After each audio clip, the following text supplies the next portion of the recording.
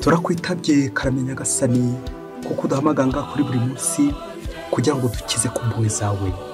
Ku izina ry'Imana Data na Mwana na Roho Mutagatifu, amen. Amahoro bana b'Imana, ni muhumure. Imana iduhamagariye umukiro kuri uyu wa kabiri w'icyumweru cya karindwi cya Pasika, tariki 23 Gicurasi 2023. Isomo rya mbere mu gitabo cyakozwe n'intumwa, umutwe wa 20:17 kugeza ku 27. Paulo wihutiraga kujya i Yerusalemu ari i Mileto, ahamagaza abakuru ba kiliziya ya Efezi. Bamugezaho arababwira ati, muzi ko nabanye namwe kuva aho ngereye muri Aziya. Nakoreye Nyagasani, niyoroheje ku buryo bwose, mu marira no mu magorwa naterwaga n'ubugambanyi bw'Abayahudi. Ntacyo nabakinze mu byo nashobora kubabwira cyabagirira akamaro. Byose narabitangaje, mbibigishiriza mu ruhame kimwe no mu ngo. Nashishikarizaga Abayahudi kimwe n'Abagereki kugarukira Imana no kwemera Umwami wacu Yesu. None dore ngiye i Yerusalemu, mbibwirijwe na Roho Mutagatifu. Ibizambaho ngezeyo simbizi. Cyakora muri buri mujyi Roho Mutagatifu anyemeza ko ingoyi n'amakuba bihantegerereje. Nyamara ku bwanjye ndahamya ko amagara yanjye bwite ntacyo amariye. Icyangombwa ni ukurangiza isiganwa ryanjye n'umurimo Nyagasani Yesu yanshinze wo guhamya inkuru nziza y'ineza Imana ibagirira. Nzi neza ko kuva ubu mutazongera kumbona ukundi, mwe abo nanyuzemo namamaza ingoma y'Imana. Nicyo gituma rero uyu munsi nshobora kwemeza mu maso yanyu ko ndi umwere w'amaraso yanyu mwese, kuko nabamenyesheje umugambi wose w'Imana ntacyo mbakinze. Iryo ni ijambo ry'Imana. Zaburi ya 68. Ngoma zose z'isi nimuririmbire Imana yanyu.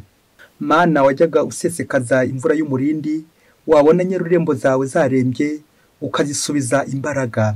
Indeka yawe babonyemo ikibanza, ni wowe Mana wayibakebeye kubera ubuntu ugirira abakene. Nyagasani aragahora asingizwa iminsi yose. Iyo Mana niyo dukesha gutsinda. Iyo Mana niyo itubera Imana yuje imitsindo. Nyagasani uhoraho niwe utuma umuntu ahonoka urupfu. Ngoma zose z'isi nimuririmbire Imana yanyu. Nyagasani Yesu ntabane namwe. Amagambo mu Ivanjili ntagatifu ko yanditswe na Yohani, umutwe wa 17 umurongo wa 1 kugeza ku 11.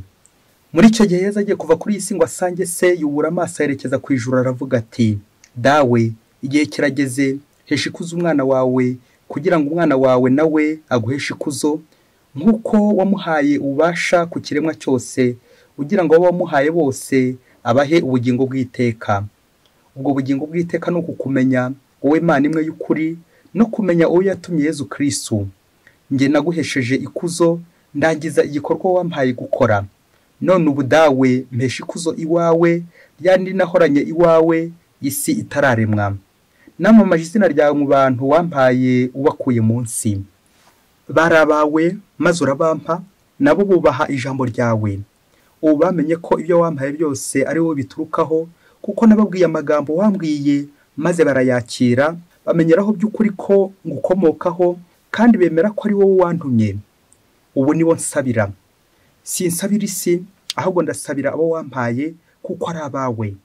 Kandi rero ibyanjye byose ni ibyawe, n'ibyawe byose bikaba ibyanjye, maze ngaherwa ikuzo muri bo. Ubu rero singira munsi, ariko bo bayirimo, nje ngusanga. Iyo ni Ivanjili ntagatifu. Nje ngusanga. Amen, amen, amen. Uwo ni Yesu Kristo ugiye kuva hano ku isi, wongeye gusubira hehe mu ijuru gusanga Imana. Nguko ubuzima bw'umukristo bwakagombye gutangirira mu Mana bukanasoreza mu Mana. Amasomo kizi byacu duteguriye uyu munsi aradufasha kugana ku musozo. Ni nkaho nyine twatangiye tujye kugana ku musozo, la fin.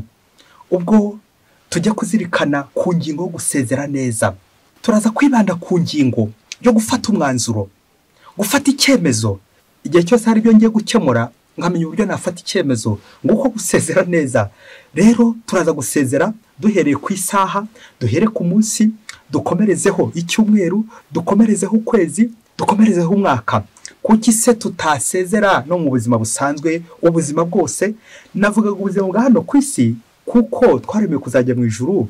Turi hano ku isi nk'icumbi, twitegura iki? Twitegura ijuru, ubuzima bwo hakurya y'imva. Cyane cyane turaza kwibanda uburyo koko nshobora gusoza ukwezi maze kwisuzuma. Nirinze kuvuga umunsi kuko abantu benshi iyo babwiye ko ku munsi Imana ishobora no kuza, ku munsi umuntu yapfa, reka byibuze tuze kwiha ukwezi ni kuzashira uku kwezi bitaraba tutaragenda. Nzakomeze koko shimira Imana buri munsi, gushimira Imana ngo tuza gukora icyo bita mu buzima bw'ubusabanira Imana examen de conscience. Ubundi umuntu yagombye kwicara agakora bilan du jour, bilan de l'année, akamenya icyo ateganya, akamenya ibyo yakoze, akamenya ibyo ari gukora, akamenya n'ibindi ashobora guteganya kuzakora. Ngo kwisuzuma kugira ngo buri gihe ujye ufata umwanzuro, buri gihe ujye wumva wanasezera igihe byabaye ngombwa. Kuko turi hano ku isi nyine, turi mu icumbi, amaherezo tuzava hano ku isi. Mubyeyi ujye ukoma agatima hehe ku ijuru, ibyo uvuze byose ukoma agatima ku ijuru. Niyo mpamvu muri amasomo tuza kwakira ingero ebyiri z'abantu babiri bari gusezera hano ku isi. Uwo ni Yezu ndetse na Pawulo, barangije ubutumwa Imana yabahaye hano ku isi, none koko bagiye hehe? Byumvikana nyine bagiye mu ijuru. Turaza kumva aho Yezu na Pawulo bahuriye ahantu bazanyura. Bombi bazanyura i Yerusalemu. Yerusalemu nk'uko tubizi ni ahantu tugomba kujya gushakira ukwemera kudukomeza, tugakomera mu bigeragezo, tugakomera mu bitotezo, kugira ngo tubashe guhangara nyine uwo mwanzi ushobora natwe kuduhangara. Muri mpangara ngo hangare, gusezera kurangiza umunsi nyuze i Yerusalemu. Yerusalemu rero kutuganisha ku ngoro y'Imana tugomba kunyuramo. Igihe cyose utanyuze mu ngoro y'Imana, igihe cyose utanyuze i Yerusalemu, igihe cyose nta kwemera ufite, burya se waba uri kujya hehe? Ukwemera nk'inzira tugomba kunyuramo tukagukura i Yerusalemu, aho nyine mu ngoro y'Imana, kugira ngo koko tubeho neza, dusezere neza, dusoze neza umunsi, umwaka, dusoze neza ubuzima bwacu neza. Igitangaje tuba hano ku isi, abantu benshi nyine bibwira ko twaradamaraye, twarashyitse, nyamara turi ku rugendo, kandi urugendo rufite umusozo, kuko nyine turi abantu, nous avons des limites, dufite aho tugeze, dufite n'aho tuzarangirira. Turumva mu isomo rya mbere ubwo bavuga Pawulo mutagatifu asoza urugendo rwe hano ku isi, asoza ingendo za gitumwa. Bavuga Pawulo mutagatifu yakoze ingendo 3 z'ingenzi mu butumwa yari afite. Rero kuri inshuro ya nyuma agiye gusubira i Yerusalemu. Turabiza azasoreza i Roma.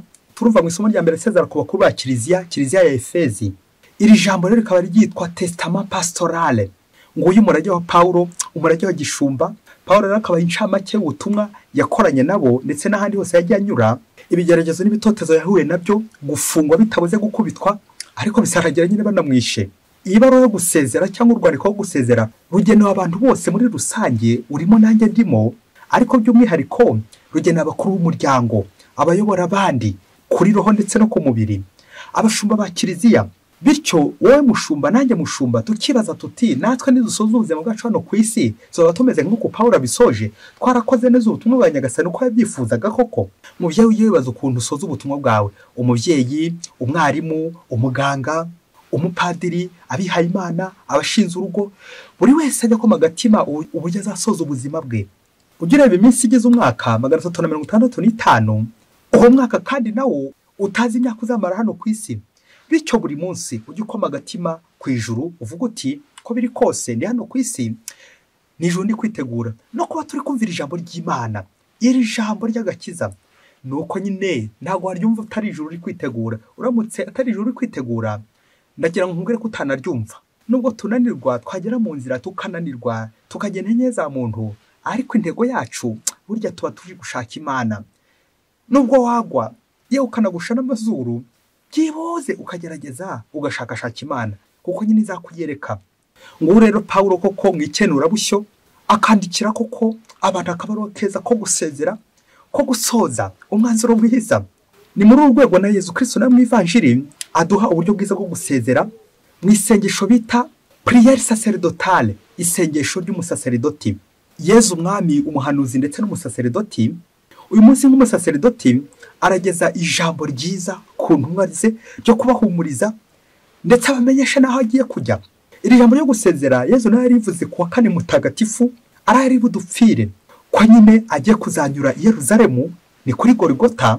Namwe murabizi ko Golgotha nyine ntabwo ari ahantu h'ikibuga cy'umupira, ntabwo ari ahantu muri hoteli, ntabwo ari ahantu ngiye kwishimisha, ntabwo ari ahantu Yezu agiye mu gitaramo, ntabwo ari ahantu Yezu agiye mu mikino, ntabwo ari ahantu Yezu agiye muri hoteli kwiyakira kwishimisha, ahubwo agiye hehe? Agiye kuducungura.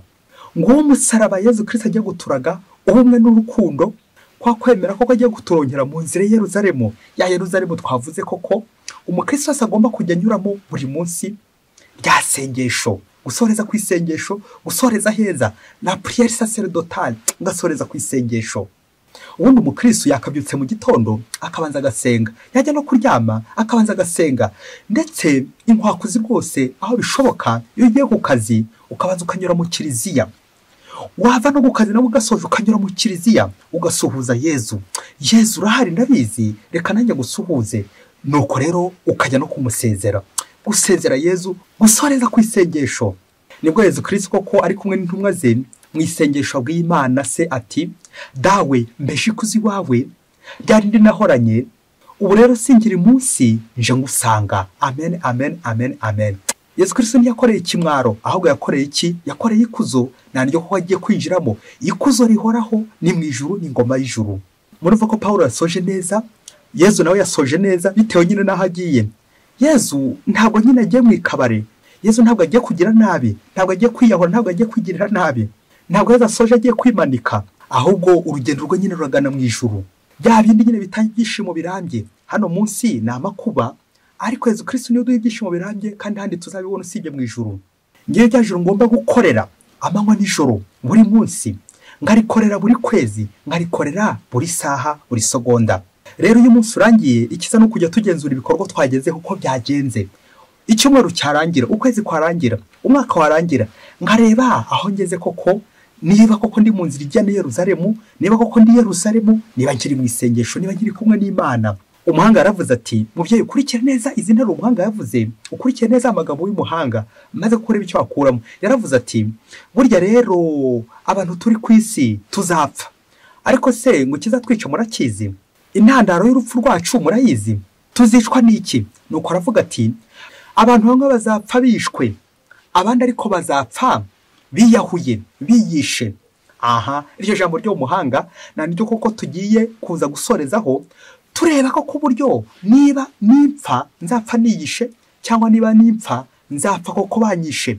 Ibyo ni ibintu bibiri, gupfa wiyishe cyangwa gupfa bakwishe. Wahitamo iki mubyeyi? Turabona ko Yezu na Pawulo amaherezo yabo agiye nuko bazabica. Tujya rero gukora umwitozo wo kureba hirya kure cyane uko tuzapfa urupfu rwacu, dukora umwitozo wo gusoza ukwezi. Usoza ukwezi kwawe. Umunsi umwe hirya kure cyane muri Afurika, ngo umugabo w'umudogiteri wajya guhembwa amadolari ngo 500 ku kwezi. Urumva 1000 francs égale 1000 problèmes. Ngo ibibazo nyine igihumbi, uko ahembwa menshi naniko nyine ibibazo birusha kuba byinshi nanone. Nuko ngo igihe kimwe koko ukwezi kwari kurangira koko agiye guhembwa. Nuko rero ukwezi kurangiye koko ajya kuri banki, bishoboke ko agiye kuri banki kujya guhembwa. Nuko avuye guhembwa, urumva yari afite n'utubazo twinshi mu rugo yagomba kujya gukemura, afata y'amadolari 500. Nuko ngo ari mu nzira, bishoboke ko hari ku mugoroba, aza kwibuka ko nyine hari abantu yagiye mu imyenda mu ikabare, agomba guhanyura nyine kugira ngo agere ate ajya kubishyura. Nuko ngo ageze mu ikabare, urumva koko afite rwa ruboho rwose rw'amadolari 500, agera mu ikabare. Bishoboke ko yatangiye kubishyura, aratangira noneho yiha n'inyongezo, arasengera bya bindi by'uko nyine atari ugusengera Yeruzalemu, ahubwo gusengera Yeruzalemu. Nuko amaze gusengera, byumvikane ari gusoma kuri 5, biraza kurangira handitse 8. Hari habaye mu mwijima mu gicuku, ataha atabona, inzoga zamwishe neza neza yenda gupfa. Nuko ngo ntiyarekeye aho ngaho, muri iryo joro urumva hasize amafaranga yarasigaje ukwangana. Nuko ari gutaha atazi nawe yaza kujya, ageze ku nzu yari hafi aho ngaho, agera ngo yageze iwe, kandi koko yageze mu nzu y'indaya. Indaya sibwo zimubonye rero ngo hari ibyo atari yarishyuye. Nuko ubwo yashakaga gusezera muri ya nzu y'indaya, urumva nyine niba yaratangiye, bishoboke ko yashashije no gusezera. Nuko atangiye gusezera, hari amafaranga amwe yari yahaye za ndaya, arangije gusezera, zibona ko agicigatiye urundi ruboho rw'amafaranga. Nuko ziramuhondagura zimukuraho ya mafaranga yose, maze zimureka ari interi, ubundi aragenda. Wagiye se ngo yahitiye mu rugo, yahise ajya kwa muganga. Ubu ngubu ari kwa muganga, ya mafaranga ntiyongeye kubona na rumwe, bya bibazo byose yari afite mu rugo nta na kimwe yongeye gukemura. Aho byaje kurangira yiwe imitungo yindi yari afite bari kwigurisha kugira ngo bagere bate bamuvuze, ubundi akire azasubire ku kazi. Ariko harabaye inkomere. Muri ako kanya nyine ava mu nzu y'indaya ahitira mu bitaro. Abakristo bavandimwe, Yezu Kristo akuzwe. dogiteri we mbega wowe nk'uko abantu benshi ku kwezi abantu benshi dufata igihembo ariko si icyo gihembo cyawe ugikoresha iki? Amafaranga uhembwa, uwo mushahara uhembwa ukwezi iyo kurangiye usoza ukwezi kwawe wasanga nawe usoreza mu madeni, ugasoza uri kwishyura imyenda y'ikabare wafashe, ugasoza uri kwishyura indaya hirya no hino mu bihuru no mu bigunda, ukaza gusoza muri mille problème égale mille francs, bikaza gusoza bihwaniyemo neza neza kubera aho wanyuze, kubera ko wasoje umunsi, kubera ko wasoje ukwezi kwawe. Abandi ngo bagiye guhembwa, abana bategereje nyine ko bagiye kurya neza, bakarya nko gukaboga, bakamererwa neza mu rugo, none nawe koko usoreje mu gihuru, usoreje mu kigunda, igihembo cyawe umushahara wawe usoreje mu ikabare, usoreje mu ndaya, usoreje mu bigunda, bikaza kurangira koko bya bindi by'uko nyine wiyishe ntaririrwa. Ese mukristo muvari muri umwitozo uragira ngo tuvuge ngo uyu mugabo koko aba basinzi bamumereye nabi, abasinzi baramwishe, abasinzi baramugambaniye, izi ndaya ziramwishe, zimukozeho, ziramukubise, ziramuhondaguye, ziramunobaguye, aha wiyishe ntaririrwa. Nguko abantu benshi koko bya bindi byawo muhanga ati twese tuzapfa, ariko hari bamwe bazicwa abandi baziyica. Ngo wakwiyahura mu Kristo muvandimwe, buhoro buhoro buri munsi burya umuntu ashobora kuba ari kwiyica, ari kwiyahura. Icyo gihe cyose koko nashatse gupfundikira ubwenge bwanjye, nuko rero ngasara by'akanya gato. Bya bindi byawo muhanga uvuga uti gusinda ngo nugusara by'akanya gato, bikaza kurangira koko mbuze pfa na ruguru. Ibyo nari ifite igihembo nakoreye cyose ukwezi kose, ya mafaranga yose nakoreye, bikaza kurangira koko nyenyanyagije, nyatagaguje muri izo nzu, mu ikabare, inzu z'indaya. Ubwo se bya bibazo nasize mu rugo biraza kurangira bite? Aha ngo nyamwongera bibi, ahubwo gukemura ikibazo kimwe uteje ibindi igihumbi, ibibazo byinshi cyane, urugo bikaza kurangira rusenyutse. Kubera iki? Kutamenya gufata umwanzuro, kutamenya gusezera neza, kutamenya gusoza ukwezi neza. Abantu benshi dusoreza ukwezi mu gihombo. Kubera iki? Bitewe n'amadeni nyine twari dufite. Ayo madeni, iyo myenda y'ibyaha, iyo myenda y'ibyaha tuberemo abasinzi, iyo myenda y'ibyaha tuberemo indaya, iyo myenda y'ibyaha tuberemo abagome n'abandi bose koko bajya badutwara mu dutebo twabo. Iyo myenda, ayo madeni mu Kristo muvandimwe uzayakemura ute? Guhera umunsi rero nawe uze kureba koko niba nta myenda ufite izatuma koko ubuzima ushaka kubusoza nabi, izatuma koko ukwezi gusoza nabi, kaza kurangira koko cya gihembo inyoni zirakiriye, kaza kurangira shwe ntacyo saruye. Ngaba abahinzi koko birangira ko ntacyo basaruye kubera ko inyoni zariye ya myaka byarangiye byose. Uyu munsi nanjye nze gukora umwitozo, nze kureba ese urupfu nzapfa, kuko tuzapfa twese. Ese nzapfa banyishe? Gupfa bakwishe ni nka Paulo nyine na Yesu twumvise, abamaritira, abatagatifu, abantu bakoreye Imana koko bakajya guhembwa igihembo cyo mu ijuru. Cyangwa nze no kureba niba koko nzapfa niyishe, navugaga kwiyahura, kwimanika, bya bindi ntangire hano ku isi ngenda koko niyica, niroga, niha ibidroge birimo amoko menshi cyane, nkabyuza mu mubiri wanjye byose, bikaza kurangira ku munsi w'indunduro koko abantu bakagira ngo baranyishe, barandoze.